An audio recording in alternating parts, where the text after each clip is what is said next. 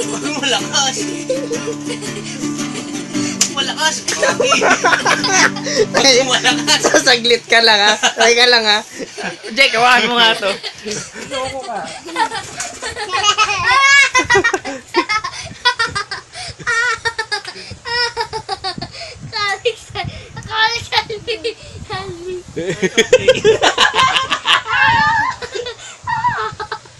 Ano, stop na? Stop. You're killing Give up, give up. You're almost killing me. Yes, I am really killing you. Give up. Yeah!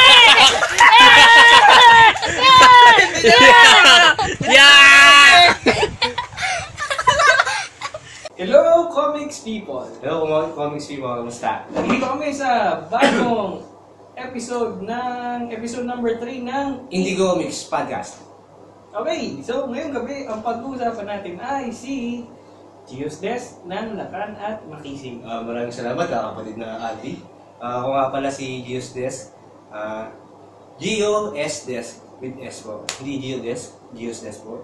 Ako po yung author, creator ng Lakan at Makisig Comics. So, ang unang tanong sa gabing ito, Bagong tanong, kamusta ka kaibigan? Ha? Kamusta kaibigan? okay naman, pang feeling ko, apaka-divine. Napakaganda napakagaan ng pakiramdam natin ngayong episode na to. Oo nga eh. Cheers tayo! Cheers!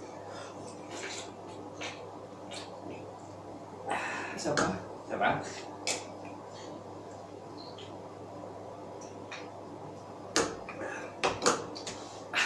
Sarap pa. Napagaan sa pakiramdam. So, sa pangatlong episode tayo ng Indie Comics Podcast.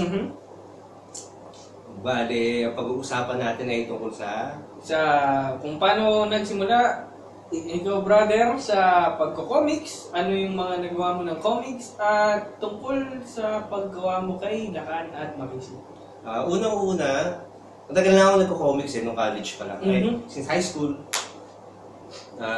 inspired ako kay Pugat Baboy na gumawa ng sariling comics, kina Garfield, kina A-Lipin, kina Peanuts, kaya gusto mo, kaya ko, parang ang sarap ng genre na ito, ng strips. Kasi mainly strips yung ginagawa ko.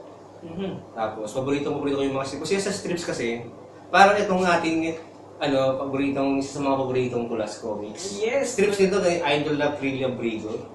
Kasi, yun mo wala sa biyahe ka. Biyahe. Gusto mo lang nainis ka, gusto mo lang matatanggal inis mo, kuha ka ng silid sa bag mo, kuha ka ng comics. Isang page. Ang strip kasi walang commitment masyado eh. Although may strips na may story na continuous. Totoo? Sa strip kasi parang sa isang strip, sa isang panel, isang pahalam, meron na siyang joke, may thought na siya, gets mo na agad. Mapapasaya ka na niya. Papasaya na. Tapos, kahit isara mo, balikan mo ba siya, kahit nalampasan mo ka. Makikita mo pa rin na enjoy mo yung comics. Enjoy mo yung comics, yung humor niya, o yung balat niya sa'yo.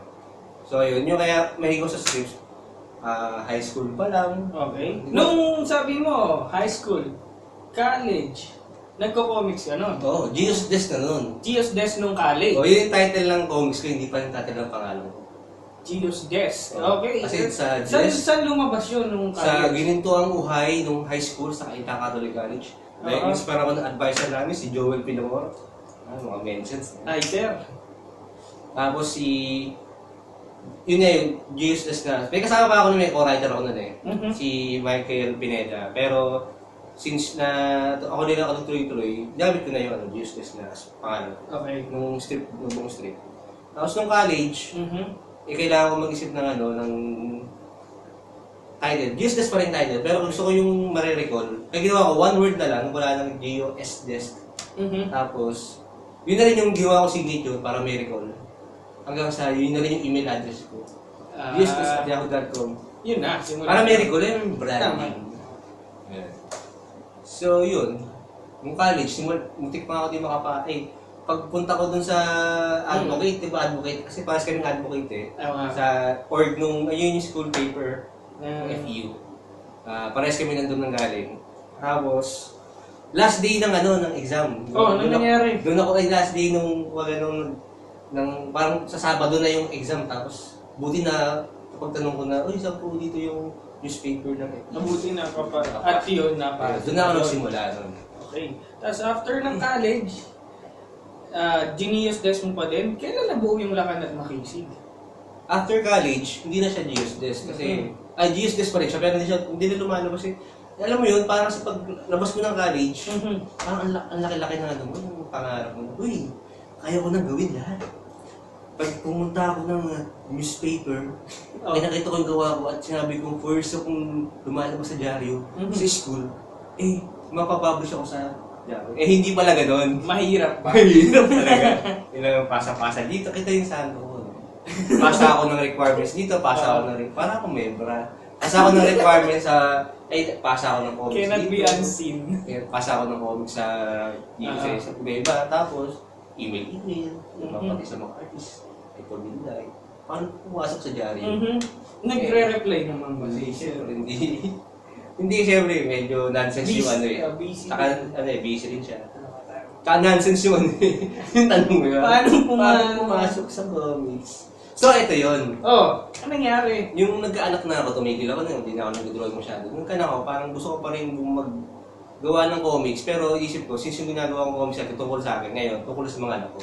Bakit Nangyari yun? Really, parang mas ganahan akong gumawa. Hindi yung gagawa ako kasi may maisip ko. Hindi, sila yung inspiration ko. Si Lakan at Makisig. Yun. Pwede ba natin silang igas ngayon? Hindi, tutulog na yun. Hindi, sa mga video kanina eh. Yung away nyo kanina. Yun. Maki. Tapos, kaya, nakapasama to kay, nakalala ko si Freely, yung multiply pa. Gusto pa yung multiply. Multiply pa ba? 2008. 8-ish. 2008. Nakita ko si Freely, yung gawa niya. Gusto ko yung gawa niya. Tapos, di naging friends kami. Multiply friends. Multiply friends. Doon ko nalaman na siya pala yung si Saga at Go. Yung comics na Gat at Go. Tuntawa ako dun. Ang ganda na, napaka-expressive nung napaka-cartoonish yung gawa. Exage yung ilong. Exage yung ilong. Napaka-simple, pero ang lakas ng tama. Kung in short, ang benta niya.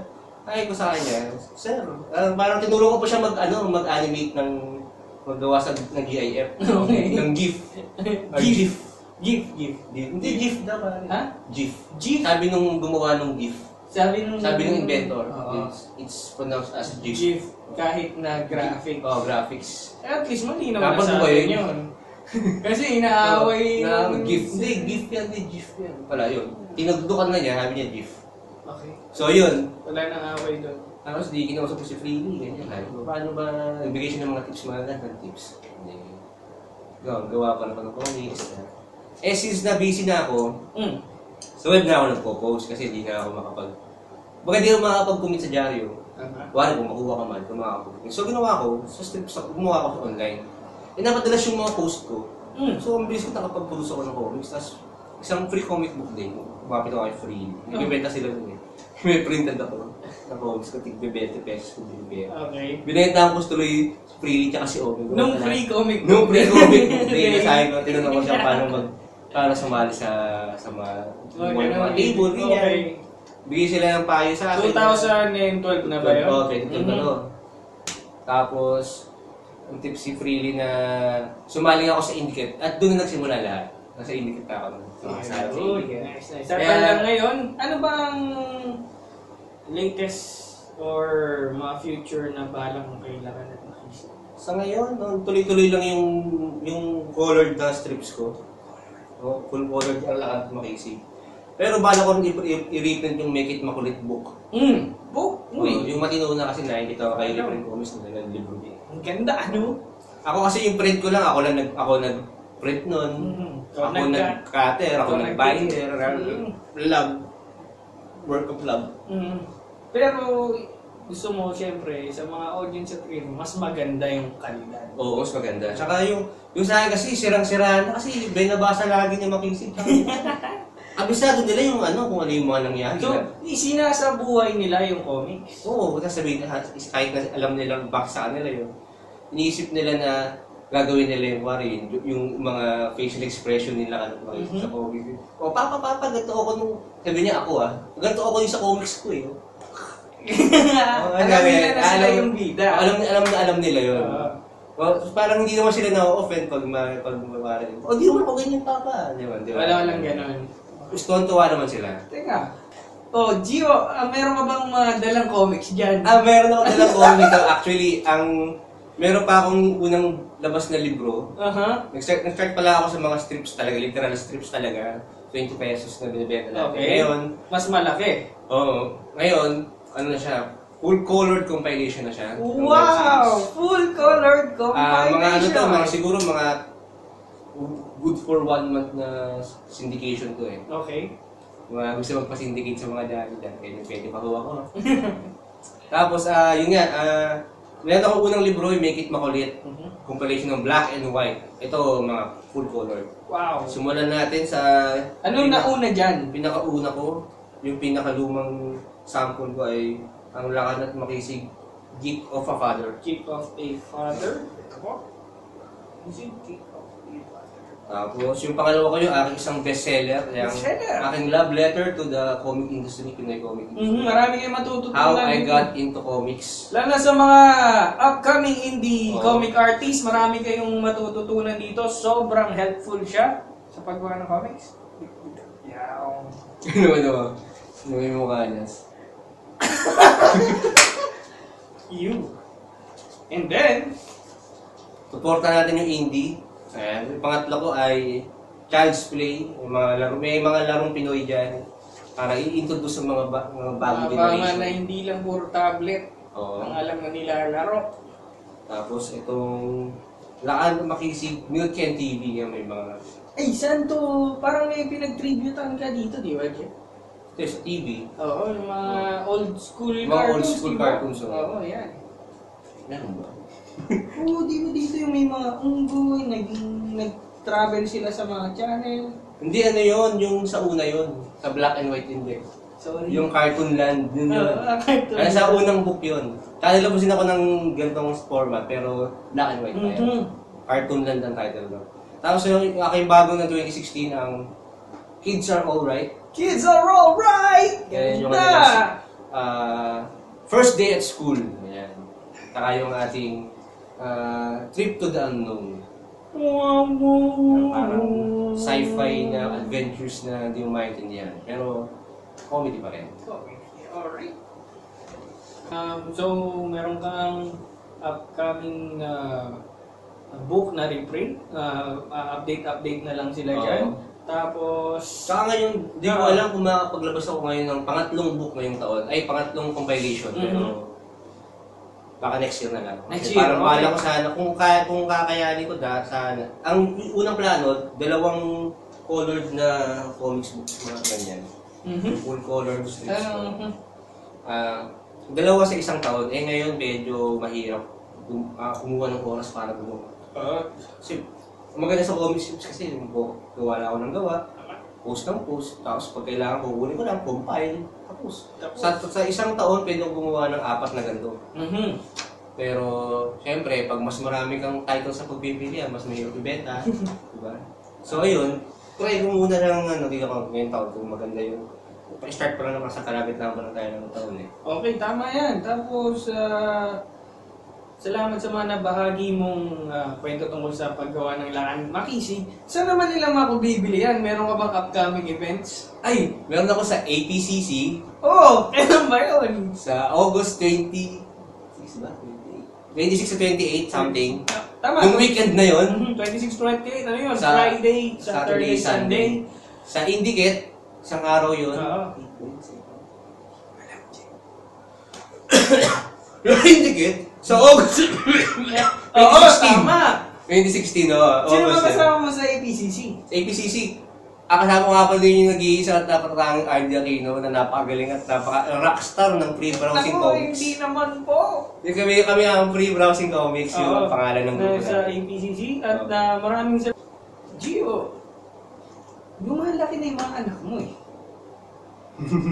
So, balak mo bang palakihin? Kasi sa comics nila, ang cute nila eh. Paano pag, lumaki na din siya, palalakihin mo pa rin? Ay, hindi na. Siguro sa mga fan art ko sa sarili ko, nagawa ko ng mga binatang ganyan. Pero, sa strips nila mismo hindi na sila, okay na yung parang immortalize sila doon.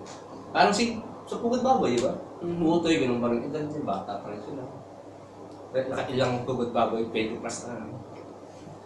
Maraming salamat, RD, sa pag-ibig mo sa akin dito. Walang problema. At ito nga pala ang konklusyon ng episode 3 ng Indie Comics Podcast! Alright, cheers. Hey, guys.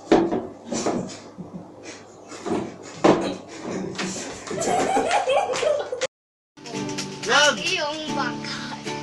Pag magaling mananalo, isipin mo ay.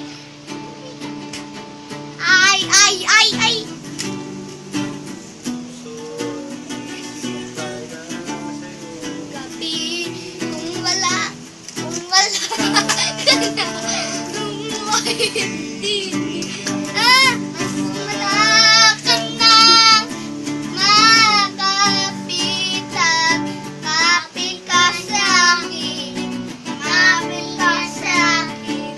di kita bitawan. At hindi.